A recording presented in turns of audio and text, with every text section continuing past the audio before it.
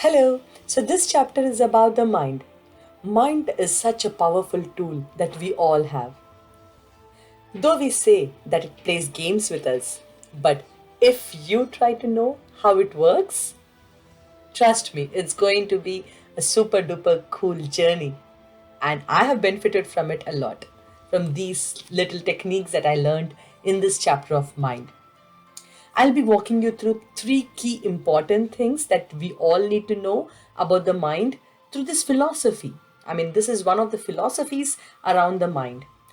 The first one we'll be knowing is the fear, knowing your fears and how to handle them in a very, very intelligent way. Then it's about the 24 hours of your being, the sleep and the daytime. Then also understanding how two different mind works, because first two were all about our own self, our own mind, and the third one, the final one, is about how two minds work and how different they are. So once you know this, that's when the power of philosophies come in, because philosophies are a common set of thoughts which achieve a common goal. If many are having the similar thoughts, then that becomes a philosophy. And that's all leading to a common objective. And this philosophy of Upanishads has helped millions of people around the world on this planet for so many years. And mind has been the key chapter. So that's why my emphasis on mind is so high. So let's start. The first one, the fear. Fear, we all have some fear from our childhood, different fears that we all have. And what happens? You might observe that the more closer you try to get to your fear, the more you resist it, the more you try to avoid it, the more you want to deviate it. By using some happiness techniques, you want to avoid your fears. But what happens, my friend, is when the situation comes, the fear comes back again. You cannot run away from your fears. You can try that. How much ever you deviate yourselves, again the situation comes in a different way in your life, you will be scared again. Your emotions of fear will arise again. So how to handle this? Here is the way. What our scriptures have suggested us. The way is, first, write down know your fear. What are you scared of? Understand it by first accepting it. Accept that your mind is fearing it. Once you accept your fear, it's almost like clearing the blurriness of a car which was filled with mist. Once you accept it, you're clearing the mist to the mirror. Once it's cleared, the thoughts or the ripples of thoughts from fear settle down and the peace starts getting inspired. Yes, once I say peace, it means yes, that's the power of Upanishads, which is teaching us how to be peaceful. First, accept it that you're scared. Once you get a peace and once the ripples settle down, that's when the intelligence starts acting up. It will start activating you to give you ideas. Your inner voice will start activating. It will give you ideas on how to handle your fear. For example, if a child is scared of darkness, let's accept it. He's scared of darkness. There's nothing wrong in it. Once he accepts, or once even you accept that you're scared of it, you'll see that, okay, why am I scared of it? I think because there is a snake lying there in the dark. If that was one of the examples, then what will happen? Once you accept it, your intelligent self says, go and switch on the light. Once you switch on the light, you can see that is it a real snake or is it a rope in shape of a snake lying there? So take help of this peace mind of yours, giving you the ability to intelligently think what action is needed in in terms of danger, or in terms of when you're really scared or sudden situation happens, how a calm state of mind helps you to think correctly or intelligently, gnan, wise self, how it all instigates from a calm mind. All right, so in just switching on the light helped you to know if it's a snake or not. So similarly, all your fears will, it will guide you to know if it is worthy to be scared of it or not, by just one action and move. Another example, if you're scared of a particular disease or a particular surgery happening to you, calm down, accept that yes, something is not same as before. Once you calm down, your intelligent self starts acting fast. Your wiser self comes forward. The Gnan tells you that let's take a second opinion.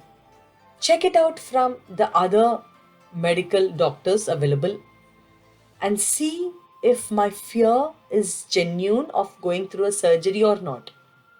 Now, if the second doctor says not needed, then well and good. But if it is needed, now you look upon, okay, I definitely now have to have the surgery. My fear now is being on the bed at or after the surgery, what will happen. That time also keep calm and try to know what else I can do. Your action, because definitely remember, karma is with you. You can act every day, you can get up every day and act.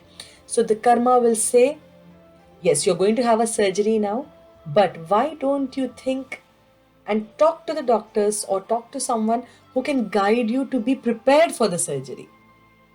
Okay, so this intelligent self allows you to be always ready for the situation. Okay, so that's about the fear. Always, first things first, accept your fear, know what you're scared of. Then once your thoughts calm down, start thinking and acting upon based on your intelligence. Let your fear not blur your vision. Let your fear not blur your vision.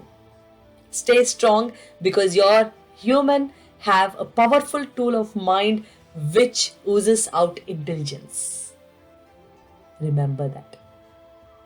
I was awestruck with this. I felt so powerful after knowing this that I did happen to solve some of my great fears in life. Then the next one, friends, it's about your sleep and it's about your daytime. It's about the illusion that everything is running around the sleep and the daytime. Let me explain. In the Western world, sleep is considered to be, the day of a person is considered to be just the 16 hours that he is awakened of. All what happens to you in the daytime is considered as your personality. But in the Eastern world, it's the 24 hours of your being. The 8 hours of your sleep plus the 16 hours of your awakened state. Together is considered as a being or you. Let me tell you how. Let's say you woke up from a bad dream, that you fell off the stairs. What happens? Maybe after 2 minutes of your still thinking that you're slipping down the stairs, you will understand that nothing to worry, it just was a dream, isn't it? Similarly, if you keep saying someone that you love them so much, but while sleeping, 2 o'clock, 3 o'clock, or if you say you're very much stressed, but that keeps you awakened, and while you're sleeping, 2 o'clock, 3 o'clock in the night, finally you go to bed. Finally, at one point, you take rest, you sleep, thinking that, okay, I will look into this later, right? Where is that power coming from? Where is that idea coming from, looking into it later or letting go? That's your real self telling you that you can handle it. You are okay. Your mind, how much ever ripples it creates for you to bring the tension into you, You are much beyond the mind. That's the crack. Hold it there. Just hold it there. When your mind says you're not slipping off the stairs in your dream, it's not the reality. Just hold it there. Because it's your intelligent self talking to you that you're beyond your mind. Your Atma, you're the soul, which is beyond the scariness or beyond just a night's dream. Hold on there. Think about it. How are you able to let it go? Similarly, in the day's time, when you are able to let go of all the tensions and put on a blanket and sleep, thinking that you'll take care of it later, even that, hold on to that thought. How are you able to do it? Right? Which means there's something more powerful in you, more strength in you, which says you are bigger. You're bigger than your mind. You're bigger than your thoughts that are running you. You are more confident than the self of your scared self or of your joy, both the sides of your scary self or of your overjoyed self. You're a little bit beyond that. That's your Atman. That's your Atma, which is Atma, the soul, the spirit, the energy self of yours, which is free beyond this limited illusions that keep creating. All right. So let's go to the third topic. Once you know your mind and the way that it is creating and replicating on the thoughts, it's almost like a bacteria. Because normal things can be cleaned anytime with water. But bacteria needs a treatment. Similar is our minds.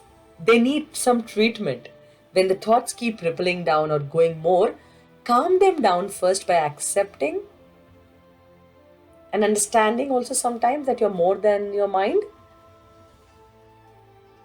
Yes, that's when the third picture comes into being. And that's once you know your mind, you know your fears, it's about the person besides you or the creatures or anyone, someone beside you. Because majority of the life runs in conflicts or emotional disturbances or emotional joys.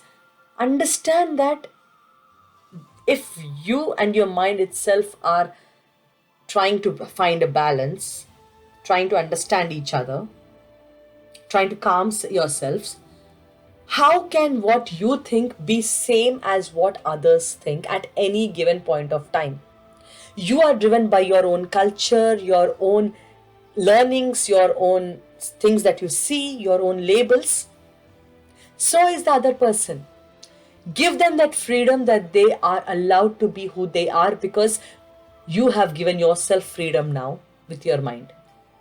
You hold on to your intelligence and you hold on to your soul. So let your mind also give the freedom to the other person who is also from a different cultural background or different upbringing. Understand that at no point both of you can be same. However close they are to you, be it your partner, be it your child, any given time, none of these relationships clearly defined. Never have anything helped us more than our scriptures that no two minds are so same. That only comes after you understanding your own mind. Because all the talking and all the knowing that we have done so far helped you to understand that you are beyond your mind. You are more than the letting go part, how you're able to do in your own mind. If that itself is so difficult to understand your own mind, how do you think that you can make any change to anyone beside you? They are driven by their own instinct and their own, same like you, how you are driven by your own thought process, the other person also is. Now, where does the difficulty come? The difficulty comes in the ego, which we'll be discussing in the next chapter, because that's another beautiful chapter. The more we see the other person, we see them through a relationship filter. We label them. That's my husband, that's my son, that's my mother, that's my father, that's my sister, that's my brother. And the more we label, the more expectations we have. But understanding the fact that two minds are not the same, you will tear and break this relationship definitions. You start looking at the person as they are. That's actually pretty much of what ego is.